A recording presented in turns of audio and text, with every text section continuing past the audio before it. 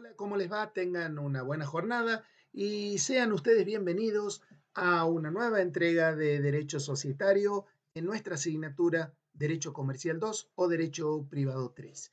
En esta ocasión vamos a estudiar lo atinente al tipo sociedad de responsabilidad limitada.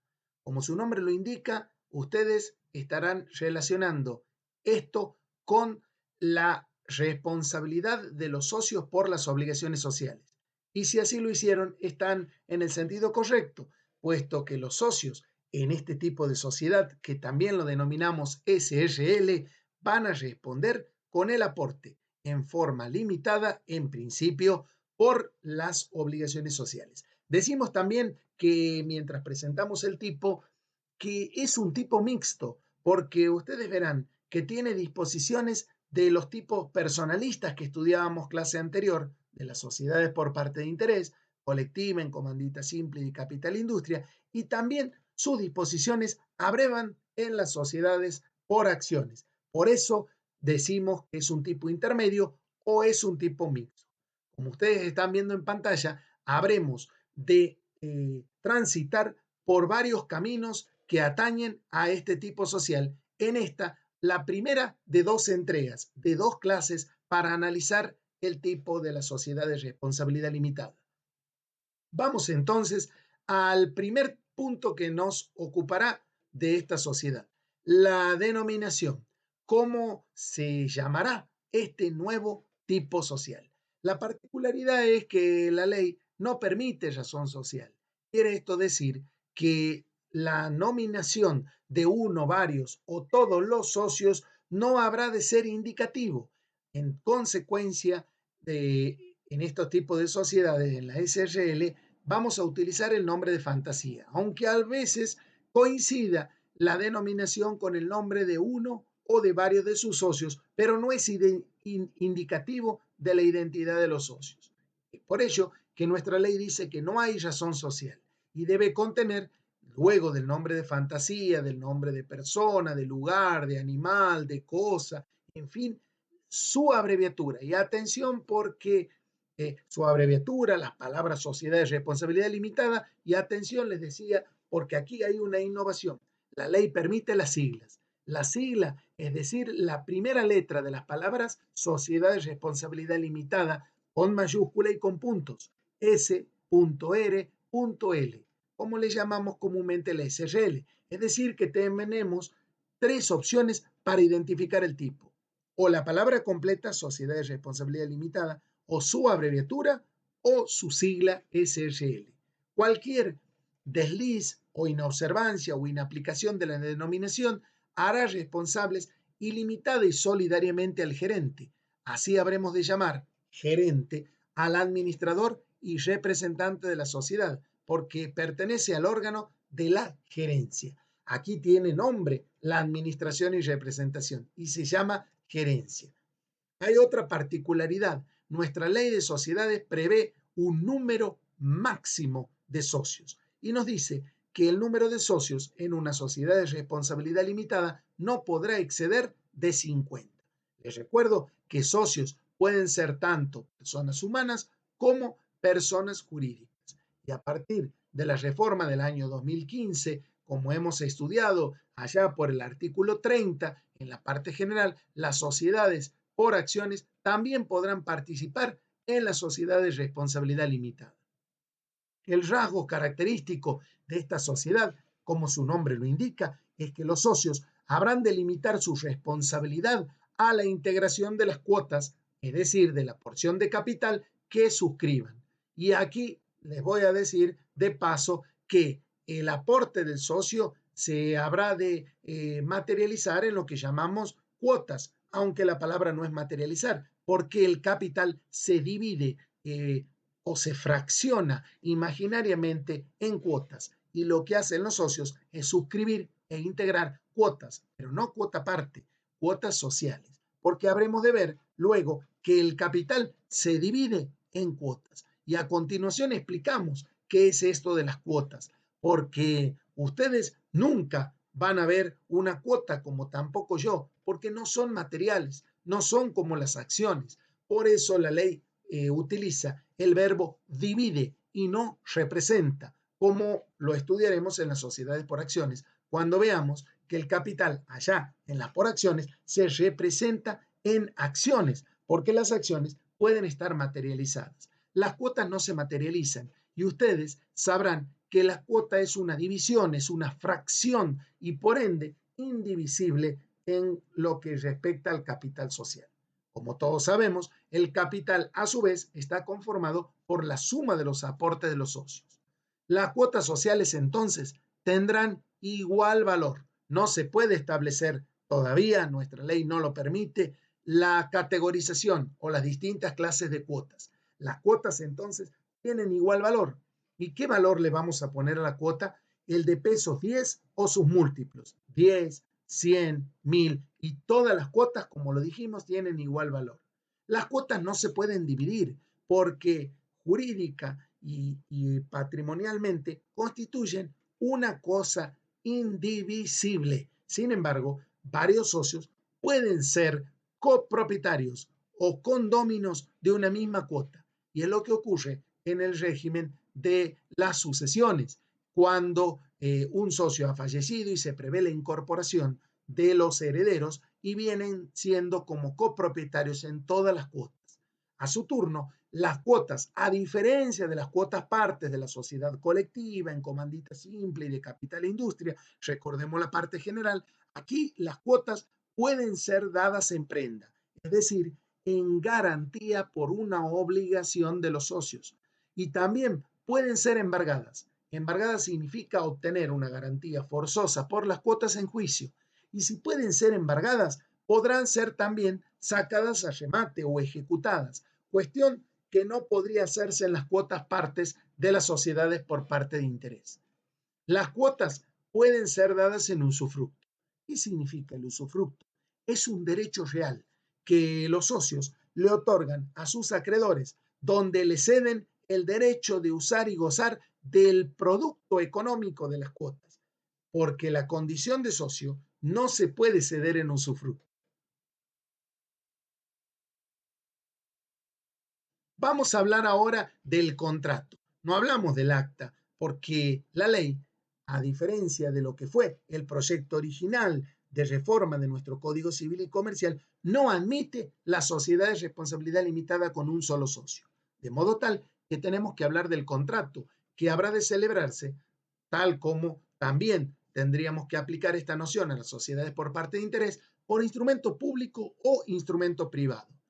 Para ello tendríamos que repasar las nociones que ustedes traen de derecho civil o de derecho privado 1. El instrumento privado es aquel que en principio no tiene fecha cierta y es realizado por escrito siempre, en este caso, por los socios, mientras que el instrumento público lo hacemos a través de un oficial público, de un escribano, por ejemplo, y tiene fecha cierta. Desde luego, si lo hacemos al contrato por instrumento público, tendremos que certificar las firmas, por ejemplo, ante un escribano público o ante el secretario del registro público, aunque lo aconsejable sería por un escribano público. Y este tipo social trae una innovación respecto a las sociedades por parte de interés. Y es que una vez celebrado, suscrito el contrato social, debemos publicar un aviso en el boletín oficial. Un aviso por un día, donde tendremos que sacar, conforme ustedes lo verán en el artículo 10 de la Ley General de Sociedades, los datos de los socios, los aportes, el capital social, el régimen de administración, el cierre del ejercicio económico y los datos del instrumento público o privado del contrato social. Y posteriormente, en este íter constitutivo, el contrato habrá de inscribirse en el registro público. Sí, el que tienen en pantalla, registro público de comercio de la provincia o del lugar donde ha sido constituida la sociedad de responsabilidad limitada. Entonces, 3 actos para memorizar. La constitución por contrato, instrumento privado o público, la publicación en el boletín oficial y luego la posterior inscripción en el registro público. Los órganos. Como toda sociedad, tiene una representación orgánica. Nosotros ya habíamos estudiado en la parte general. La sociedad de responsabilidad limitada tiene primeramente el órgano de administración y representación que está unificado y está compuesto por la gerencia. Esa gerencia, que como ustedes ven en pantalla, puede ser singular o plural. Y en la plural habrán de ver que puede ser el régimen indistinto o conjunto. Y ese órgano está compuesto por socios o terceros. La reunión de los socios se llama tal como acabamos de decirlo, y algunos utilizan la palabra asamblea, pero la reunión de socios es el órgano necesario en este sentido e indispensable porque es los dueños de la sociedad. Pero el órgano de administración también es indispensable. No se toma vacaciones, es un órgano necesario, imprescindible para su funcionamiento. La administración y representación, como dijimos, se llama gerencia, puede ser singular, plural, indistinta cuando la realizan uno o u otro gerente o conjunta cuando necesitamos la firma de todos. El aporte. Recordemos que el aporte, en este caso, podemos definirlo como la transferencia patrimonial de un bien del socio en favor de la sociedad. Y aquí sí diremos transferencia patrimonial, porque el aporte que constituye solamente una obligación de dar puede ser en dinero o en especie, siempre en propiedad. Aquí el gráfico no utiliza un ejemplo feliz, porque ustedes verán el aporte en dinero y un billete dólar. No, el gráfico, por favor, tiene este ejemplo que es poco feliz. El aporte en dinero, cuando la sociedad es constituida en la Argentina, es solamente pesos, porque el aporte en moneda extranjera habrá de ser considerado como un aporte en especie. Entonces, el aporte siempre en propiedad de cosas o dinero. Ahora bien, cuando usted habla del aporte, en este caso en particular en la sociedad de responsabilidad limitada, tendrá que indicar en el contrato los antecedentes que justifiquen su valor. Una factura de compra, una declaración jurada del contador, donde realice un inventario y un avalúo de los bienes. Pero ese inventario, cuando el aporte es de bienes, tendrá que estar justificado e individualizado en el contrato social. Cuando el aporte es en especie, tiene que tener también un valor. Por ello, vamos a remitirnos a las formas de evaluación del aporte, que también nosotros lo hemos visto en la parte general allá cuando habíamos estudiado socios. Cuando el aporte es en especie, su evaluación puede estar prevista en el contrato por los usos o pericial. Recordemos que el valor pericial es aquel que los socios de una sociedad de responsabilidad limitada le solicitan o le peticionan al juez del registro. Y es el valor que habrá de estar indemne a cualquier impugnación que realicen los socios, acreedores o terceros. Ahora bien, cuando ustedes le preguntan, ¿siempre la responsabilidad del socio de una SRL es limitada? No, los socios van a garantizar solidaria e ilimitadamente la integración de los aportes a los terceros. Es decir, todos los socios tienen que garantizar que los aportes estén debidamente integrados a los terceros. Cuando hablamos de la palabra integración, recuerden ustedes por parte general que el aporte es primero suscripto, prometido del socio para la sociedad y luego integrado, es decir, primero se promete, luego se cumple. Cuando se esté pendiente de integración, aunque el socio no esté en mora con la sociedad, tiene que garantizar a los terceros esa integración. Y esa garantía de los socios para los terceros se hace con todo su patrimonio y solidariamente con todos los otros socios, aunque el resto de los socios hubieran integrado totalmente su aporte. Aun cuando el socio transfiera sus cuotas a otro o a un tercero, queda obligado para con el tercero solidariamente con el cesionario. Se trata, pues, de garantizar al tercero que el capital de la sociedad con la que habrá de contratar está íntegramente integrado, por cierto, está palmariamente integrado. Por eso es que los socios, cuando dejan pendiente una parte de integración del aporte, se constituyen en garante frente a los terceros, por supuesto a la par de los otros socios. La sobrevaluación de los aportes en especie hace también responsable solidaria e ilimitadamente a los socios para con los terceros. Así que cuidado, porque estamos viendo excepciones a la responsabilidad limitada. Impugnación. ¿Quiénes pueden impugnar el valor o la evaluación de los aportes en especie? Por supuesto, esta evaluación puede ser generada o puede generar o conllevar a la sobrevaluación. La impugnación, como hemos visto en la parte general, solamente es procedente cuando el valor de los aportes en especies o la evaluación se haya hecho en el contrato o a través de los usos, no a través de un perito. ¿Quién lo impugna? Al valor, el socio afectado, y el juez habrá de resolver, o los acreedores de la sociedad. Cuando quienes impugnan son los acreedores de la sociedad, solamente podrá realizar, en este caso, los acreedores en caso de quiebra de la sociedad, siendo que tienen un plazo de 5 años de realizado el aporte. 2 son los requisitos entonces para que el tercero o el acreedor realice la impugnación en el aporte, que la sociedad esté en quiebra y que no haya transcurrido el plazo de 5 años de realizado el aporte. Cuotas. Las cuotas sociales pueden ser transmitidas, pueden ser cedidas, desde luego que sí. La ley propugna el principio de la libertad en la cesión o transmisión de las cuotas. Estas cuotas pueden ser cedidas a título gratuito o a título oneroso.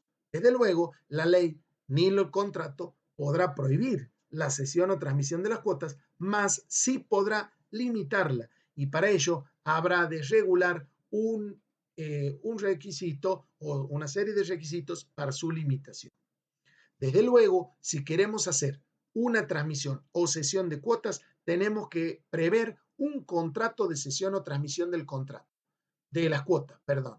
Y ese contrato, con la firma del contrato de cesión o transmisión gratuito o oneroso, se otorga efectos entre partes. Al entregarse un ejemplar de contrato a la gerencia, ese contrato otorga efectos para la sociedad.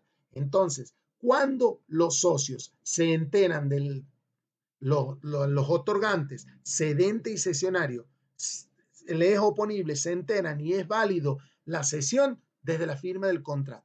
¿Quiénes son parte en el contrato? Cedente, socio que cede las cuotas. Cesionario, socio o tercero que recibe las cuotas y podrá pagarlo o no. ¿Cuándo es válido para la sociedad ese contrato de cesión de cuotas sociales? Cuando los socios le entregan un ejemplar a la gerencia y ya la sociedad entonces tendrá por válido y oponible. ¿Cuándo es válido la cesión de cuotas sociales para con los terceros? Cuando se inscribe esa cesión en el registro público de comercio.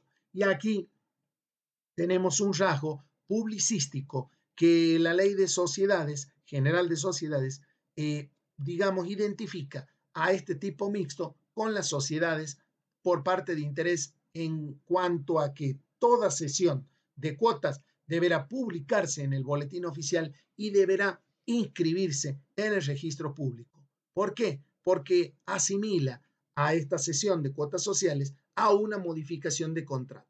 Esto no habremos de encontrarlo en las sociedades por acciones y en especial en las sociedades anónimas, donde la sucesiva transmisión o cesión de las acciones no son inscritas en el registro público. ¿Son libremente transmisibles las cuotas? Sí, desde luego que sí, pero ahora vamos a estudiar algunas limitaciones que pueden estar previstas en el contrato social. La Ley General de Sociedades estudia dos limitaciones. Una que se llama el derecho de preferencia. Su nombre mismo lo indica, preferencia. Si usted, socio de una SRL, quiere vender o ceder sus cuotas, antes tendrá que ofrecérselas a sus pares, a los socios, porque tienen privilegio o preferencia para adquirirlas. ¿De qué depende esta preferencia? Que el contrato social lo haya contemplado. En segundo lugar, puede haber otra limitación, no las dos a la vez, pero sí puede haber otra limitación, una u otra preverse en el contrato, y es que para la cesión o transferencia de cuotas se precise la conformidad mayoritaria o unánime de los socios. Esta limitación de por sí existe en las sociedades por parte de interés. Cuando nada prevé el contrato, necesitará para la cesión de cuota parte la conformidad unánime, recordarán ustedes, pero el contrato en la SRL puede prever que para ceder una cuota necesite conformidad mayoritaria o unánime.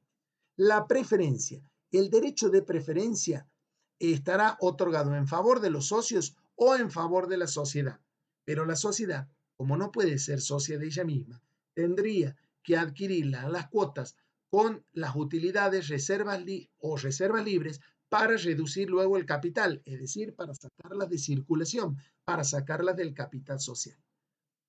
La ley prevé un procedimiento tanto en el caso del derecho de preferencia como en el caso de la conformidad mayoritaria o unánime, y es la comunicación a la gerencia. El socio que piensa o planea o desea ceder sus cuotas tendrá que comunicar a la gerencia por escrito con el nombre del interesado en adquirir las cuotas y el precio. A partir de allí, se abre un periodo que no podrá exceder de 30 días. Si en ese periodo la sociedad o los socios no ejercen la preferencia y nada resolvieran sobre la cuestión, se tendrá por acordada la conformidad en forma tácita y por no ejercitada, desde luego, la preferencia. Pueden los socios o la sociedad en ese plazo de 30 días impugnar el precio de las cuotas. Al impugnar el precio, deberán expresar socios o sociedad el que consideren más justo a la realidad, el que piensan pagar. En este caso, si hay discordancia entre el precio comunicado por el socio que quiere vender y el precio que ofrecen la sociedad o los restantes socios para comprar, habrá de resultar el precio justo a partir de una evaluación pericial. Pero los impugnantes no están obligados a pagar un precio mayor al de la cesión, ni el cedente a cobrar un precio menor que el ofrecido. Pero si se realiza la venta, tiene que ajustarse al precio de la pericia. Ahora bien, si no se presta conformidad, si la limitación requiriese conformidad y no se prestare conformidad para la cesión de las cuotas que tienen limitada su transmisibilidad, el que se propone ceder, el socio, puede acudir a la justicia y pedirle al juez que con audiencia de la sociedad autorice la cesión si es que no existe justa causa para que se opongan los socios. Esta declaración de la judicial del juez importará también, obviamente, la caducidad del derecho de preferencia de la sociedad y de los socios que se habrían opuesto sin causa alguna a la cesión. Entonces, como verán ustedes, este capítulo de cesión o transferencia de cuotas sociales tiene sus limitaciones. Hay un ítem en la ley que se llama incorporación de los herederos. El tema no es que los herederos se incorporan, porque por ley, ¿no es cierto?, el fallecimiento en este tipo de sociedades no trae aparejada la resolución parcial que estudiábamos en la parte general, sino más bien los herederos, cuando se incorporan a la sociedad de responsabilidad limitada y hay un derecho de preferencia, ¿cómo pueden hacer para salirse de la sociedad? Observando o no ese derecho de preferencia. Esa es la realidad que la ley enfoca, porque todos nosotros sabemos que los herederos, cuando se incorporan a la sociedad, lo hacen como copropietarios o condóminos de las cuotas sociales que había dejado el socio que ha fallecido, el causante, y que los herederos no pueden ir todos a una reunión de socios, más bien tendrán que unificar personería y para acceder a la calidad de socios tendrán que demostrar con la declaratoria de herederos que son herederos del causante. Hasta aquí no hay problema. El problema es si los herederos acceden a ser socios de una sociedad y luego quieren vender sus cuotas o cederlas. ¿Pueden hacerlo? Sí, desde luego que sí, pero tenemos que observar un cierto plazo y demás modalidades cuando hay derecho de preferencia. Bien, las limitaciones a la transmisión de las cuotas, se llame derecho de preferencia o necesidad de una mayoría o unanimidad, no van a ser oponibles a los herederos cuando los herederos quieran ceder sus cuotas recibidas por herencia dentro de los 3 meses de su incorporación. Es decir, en una sociedad hay derecho de preferencia u otra limitación y los herederos, cuando llegan a ser socios si quisieran ceder o vender sus cuotas, para ellos no vale las limitaciones a la transmisibilidad, ni el derecho de preferencia, ni la mayoría, siempre y cuando los herederos se desprendan de las cuotas dentro del término de 3 meses de haber sido incorporados a la sociedad. Pero, atención, las tienen que comunicar igual la cesión, los herederos, a la sociedad y comunicar el precio, porque la sociedad y los socios pueden ejercer la opción de compra pagándole el mismo precio dentro de los 15 días de haberse comunicado. Lo que no puede hacer la sociedad y los socios es impugnar el precio. Pero cuidado, los herederos solo tienen este privilegio dentro de los 3 meses de haber accedido a la sociedad. Esto es lo que podemos decir en cuanto a la incorporación de los herederos. Ahora vamos a estudiar el tema ejecución forzada de las cuotas. ¿Qué quiere decir ejecución? Quiere decir cuando las cuotas puedan ser ejecutadas en un remate judicial. Recordemos que las sociedades por parte de interés no pueden los acreedores particulares de los socios embargar o rematar las cuotas partes, sí las cuotas sociales en las sociedades de responsabilidad limitada. Ejecución forzada de cuotas, entonces, significa que los acreedores particulares de los socios pueden embargar las cuotas de los mismos porque forman parte de su patrimonio. Las cuotas de los socios, si pueden ser embargadas, también podrán ser rematadas en subasta pública. Ahora bien, cuando esas cuotas tienen limitación para ser transmitidas, derecho de preferencia o mayoría, se debe seguir un procedimiento, porque la resolución del juez que disponga el remate o la subasta debe ser notificada a la sociedad con una anticipación de 15 días antes del remate para que la sociedad o los otros socios puedan aportar ese dinero y levantar el remate. Ahora bien, si en dicho lapso de los 15 días el acreedor y el deudor y la sociedad no llegaran a un acuerdo sobre la venta de las cuotas, se va a realizar la subasta del acreedor particular contra las cuotas del socio.